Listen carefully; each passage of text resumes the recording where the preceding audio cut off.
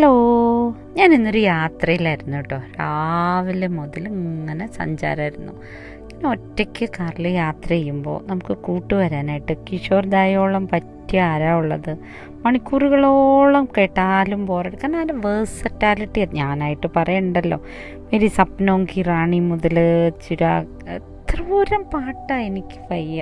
അപ്പോൾ അതിങ്ങനെ കേട്ടിരുന്നപ്പോഴാണ് കിഷോർദായെക്കുറിച്ച് കുറേ കാര്യങ്ങൾ എനിക്ക് ഓർമ്മ വന്നത്.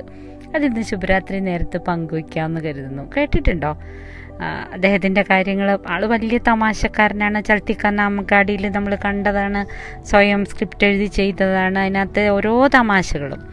ഇനി അവിടെ മുതൽ കഥ തുടങ്ങാം. ചൽത്തി കാ നാം ഗാഡി എന്ന സിനിമ അദ്ദേഹം ചെയ്തത്, അതിൻ്റെ പിന്നിലൊരു കഥയുണ്ട് അത്രേ.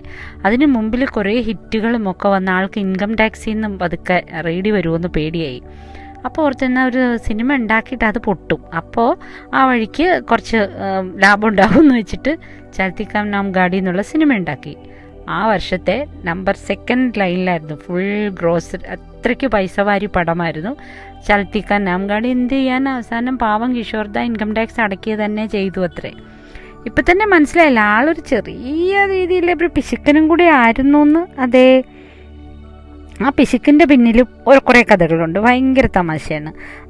ഈ സിനിമ ഡബ്ബിങ്ങിന് മുമ്പ് പൈസ തരിക എന്ന് ആൾക്കാർ പറയുന്നത് നമുക്ക് മനസ്സിലാക്കാം. പക്ഷേ കിഷോർദായ്ക്ക് അതും പോരായിരുന്നു. കിഷോർദായ്ക്ക് കൃത്യമായിട്ട് അത് ഓരോ ഇതെടുക്കുമ്പോഴും അതിൻ്റെ പൈസ കൊടുത്തില്ലെങ്കിൽ ആൾ അഭിനയിക്കാൻ പോലും വരില്ല. പിന്നല്ലേ ഡബ്ബിങ്. അങ്ങനെ ഒരിക്കൽ ഒരു സിനിമ സെറ്റിൽ ആശാൻ പകുതി പൈസ പാവം പ്രൊഡ്യൂസർ കൊണ്ട് കൊടുത്തു. പുള്ളി എന്താ ചെയ്തേ, പകുതി മേക്കപ്പ് ഇട്ടിട്ട് വന്നു മുഖത്ത്. ഇതെന്താ പകുതി? അന്ന് പറയല്ലോ കട്ട മേക്കപ്പാണ്, ഇപ്പോഴത്തെ പോലെ അല്ല. ഇതെന്താ പാതി മേക്കപ്പ് ഇട്ടാന്ന് പുള്ളി ചിരിച്ചിട്ട് പറഞ്ഞു, പാതി പൈസയ്ക്ക് പാതി മേക്കപ്പ് പോരെ.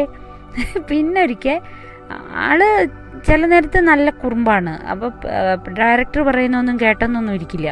ഒരു ദിവസം ഒരു ഡയറക്ടർ ഇന്ന ദിവസം വരാൻ പറഞ്ഞിട്ട് പുള്ളി കോൾ ഷീറ്റ് തെറ്റിച്ചു.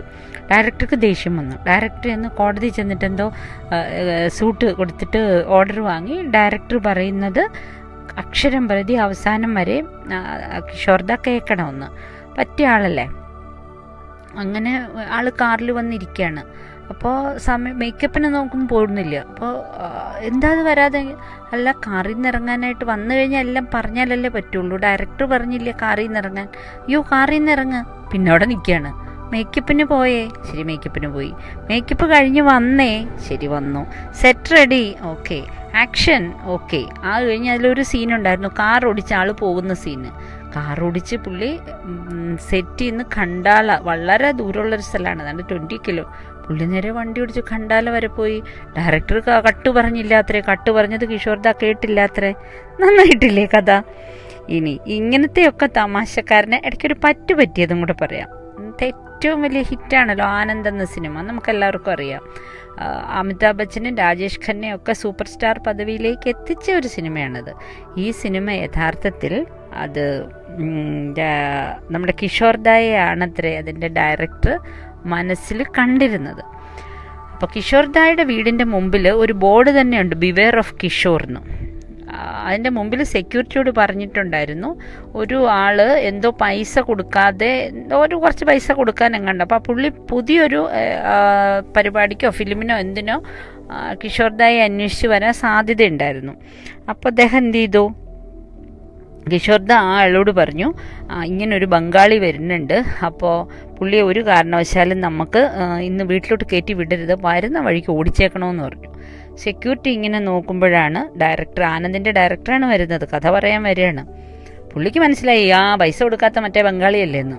ഓടിച്ചു വിട്ടത് കൊണ്ട് എന്താ, ആ സിനിമ ആ വഴിക്ക് പോയി. പക്ഷേ അതിനൊന്നും കിഷോർദായ്ക്ക് സങ്കടമുള്ളതായിട്ട് ഒരിക്കലും പറഞ്ഞിട്ടൊന്നുമില്ല. പുള്ളി ഇതൊക്കെ ഒരുമാതിരി തമാശയായിട്ട് എടുത്തു. ഇതുപോലെ ഒരുപാട് തമാശ കഥകൾ അദ്ദേഹത്തിൻ്റെതായിട്ട് 100 കണക്കിന് വായിക്കാനുണ്ട്. സാധാരണയല്ല, പക്ഷേ ഇതൊക്കെ തമാശക്കഥയാണെങ്കിലും ആൾ വളരെ പ്രൈവറ്റായ ഒരു പേഴ്സണായിരുന്നു അത്രേ. ഈ മീഡിയക്കാരോട് ഭയങ്കര ദേഷ്യമാണ്. ഏതെങ്കിലും സിനിമ സെറ്റിൽ ഇൻ്റർവ്യൂ ഒന്നും പറഞ്ഞ് ചെല്ലുകയാണെങ്കിൽ റൂമിൽ കാണാമല്ലോ പിന്നെ എന്ന് പറഞ്ഞിട്ട് റൂമിൽ ചെല്ലുമ്പോൾ റിഗ്രറ്റ് എന്നൊരു പേപ്പർ എഴുതിയിട്ട് ആശാൻ സ്ഥലം വിട്ട് കാണും. ഒരിക്കലും ഇൻ്റർവ്യൂസ് കൊടുത്തിരുന്നില്ല, ഇഷ്ടമായിരുന്നില്ല. അതേപോലെ തൻ്റെ പ്രൈവറ്റ് ലൈഫ് ഒരിക്കലും എക്സ്പ്ലെയിൻ ചെയ്തിട്ടില്ല. നമ്മളും തന്നെ നേരത്തെ കിഷോർദായുടെ കാര്യം പറഞ്ഞിട്ടുണ്ട്, അദ്ദേഹത്തിൻ്റെ വിവാഹത്തെക്കുറിച്ചുള്ള കാര്യം.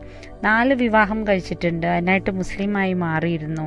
അപ്പോൾ ആ വിവാഹത്തിൽ പലപ്പോഴും അദ്ദേഹം ഭാര്യയോട് നീതി പുലർത്തിയിട്ടില്ല എന്നൊക്കെ പറഞ്ഞ് വലിയ കേസ് വന്നിട്ടും കിഷോർദായുടെ വകയായിട്ട് യാതൊരു എക്സ്പ്ലനേഷനും ഒരിക്കലും വന്നിട്ടില്ല. അദ്ദേഹം എപ്പോഴും അദ്ദേഹത്തിൻ്റെ അഭിനയത്തിലും അദ്ദേഹത്തിൻ്റെ പാട്ടുകളിലും ഒക്കെ ശ്രദ്ധിക്കുകയല്ലാതെ ഈ വക പരിപാടിക്കൊന്നും എന്നെ കിട്ടില്ല എന്നൊരു മട്ടിൽ തന്നെ ബിഹേവ് ചെയ്തു. പാട്ടുകൾ എപ്പോഴും ഹിറ്റായിരുന്നത് കാരണം ആർക്കും ഒന്നും അതിനെക്കുറിച്ച് പറയാനും ഇല്ലായിരുന്നു. പാട്ടുകളുടെ ലോകത്തൂടെ അഭിനയത്തിലൂടെ അദ്ദേഹം നമ്മളുടെ കൂടെ നിന്നു പോയി, ഒരു പ്രശ്നവുമില്ല. അതാണ് കിഷോർദായുടെ ജീവിതം. കഥയൊക്കെ സമ്മതിച്ചു. അപ്പോൾ മോറൽ ഓഫ് ദ സ്റ്റോറി എന്താണെന്നല്ലേ ചോദിക്കുന്നത്? അതെ, ഇടയ്ക്കിടയ്ക്കൊക്കെ മോറൽ ഓഫ് ദ സ്റ്റോറി ഒന്നും ഇല്ല, വെറുതെ കഥ കേൾക്കാനും വേണം നമുക്ക് കുറച്ച് സമയം എന്നതാണ് മോറൽ ഓഫ് ദ സ്റ്റോറി. ഇപ്പം ഇന്നത്തെ എൻ്റെ ജീവിതം പോലെ വെറുതെ കാറിൽ പാട്ടും കേട്ട് ഇങ്ങനെ പോകാനും ഒരു ദിവസമൊക്കെ ജീവിതത്തിൽ നിന്ന് മാറ്റി വെക്കുന്നതുകൊണ്ട് വലിയ കുഴപ്പമൊന്നുമില്ല. അതേപോലെ ഒരു ശുഭരാത്രി നേരത്ത് ഒരാളുടെ ചെറിയ തമാശ കഥകൾ കേൾക്കുക, അത് ആസ്വദിക്കുക. വേണമെങ്കിൽ ഇതിൻ്റെ ഒരു ഇൻസ്പിറേഷന് കിഷോർദായുടെ കുറച്ച് പാട്ടും കൂടെ കേൾക്കുക, സുഖമായിട്ട് ഉറങ്ങുക, നാളത്തേക്ക് ഉന്മേഷമായിട്ട് എഴുന്നേൽക്കുക. അത്രേ ഉള്ളൂ. ശുഭരാത്രി.